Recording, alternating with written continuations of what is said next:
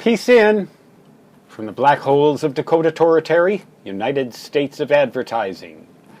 Stan Jabalisco here with take 3 in the Math-Free AC course sequence of selfies. Because they're easier to do, and I vowed that I would stay away from diagrams and mathematics and just try to verbally paint in your minds pictures of what I intend to say. In the previous video, take number 2 in this sequence, I described the nature of a sine wave in alternating current which concentrates all of the energy available into a single frequency. A single frequency, meaning a certain number of cycles per second, also called hertz, and none other. A perfect sine wave might contain all of its energy at 100 hertz and no energy anywhere else. But in the real world, there is no such thing as a perfect sine wave or sinusoid, so there's always a little bit of distortion, even if it wouldn't show up on an oscilloscope, even if you wouldn't see it. No matter how closely your eyes and brain were to scrutinize it, those imperfections are there.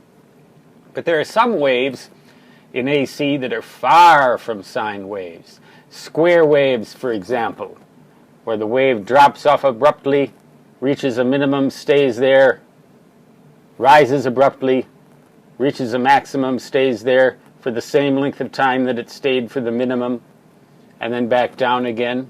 A rectangular wave is the same as a square wave, except that the maxima and minima may not last for the same time.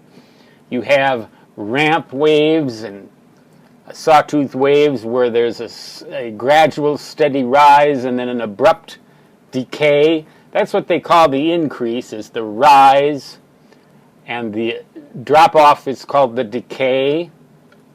Always symmetrical, or almost always symmetrical, with respect to the axis, so that it goes just as far positively as it does negatively. Not necessarily always, though, but it never stays just positive or just negative. Then it would be pulsating direct current. But alternating current always has to cross over that zero voltage line or zero current line and to the other side of the fence, where of course the grass isn't really any greener, but the snow may be whiter.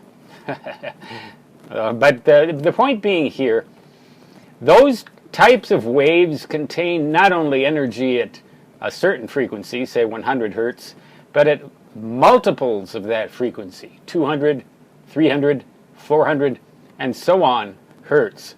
And the relative proportions of those multiples, in terms of how intense they are, determines the shape of the wave. Or we might say the shape of the wave determines the relative intensities of those multiples of the frequency. And those multiples are called harmonics.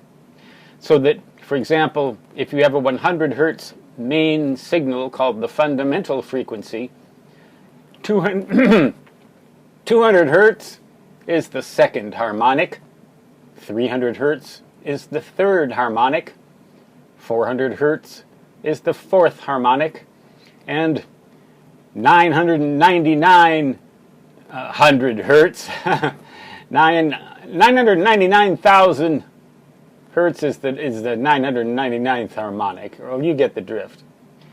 The point here now is that even more complicated waves exist than the square wave, the ramp wave. Look them up on Wikipedia and you can get a better idea of what they look like. Square wave, ramp wave, sawtooth wave, rise, decay, of equal duration so that it looks like kind of a triangular wave, it's also called. A sawtooth, sorry, that's a certain rise and an abrupt decay, like the teeth of a saw. A triangular wave, same rise and decay, slope. So you can look them all up on something like Wikipedia and get a picture of them. Or you can read my book, Teach Yourself Electricity and Electronics, and see them all there too. You can buy the book, or If you're so predisposed, you can go to a pirate website and steal it. Just don't tell me, because it'll probably give me indigestion. And don't tell my publisher, for crying out loud, because it'll give you indigestion if you do that. But there are even more complicated alternating current waves that contain energy at all kinds of different frequencies, even up to the point of being so complicated that mathematics can't even define them very well. An excellent example of that is the noise that you hear in a radio receiver during a thunderstorm, the static, the crackling. It's practically random.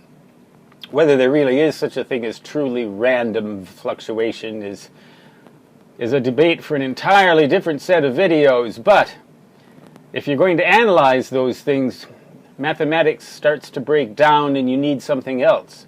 You need something called chaos theory, which is even more interesting than mathematics, or even more scary, depending upon what type of person you are. But you don't have to worry about either one of those here. I'm just trying to portray for you the various different types of wave forms that alternating current can have. Sine wave, the simplest, all the energy at a single frequency. If all the energy is not contained at a single frequency, you have some other kind of wave. And in certain very specific cases, you will get a square wave, a ramp wave, a sawtooth wave, a triangular wave. And then the voice waveform that would come out of an oscilloscope if you analyzed my yammerings in it would be an irregular wave. Irregular. Irregular yammering on YouTube, ending take 3 of the math-free AC sequence from yours truly, Stan Gibilisco, proprietor and operator of amateur radio station W1GV, Whiskey 1 Good Vibrations, in case you're interested, from the black holes of Dakota Territory, United States of Advertising. So long, and peace out until next time.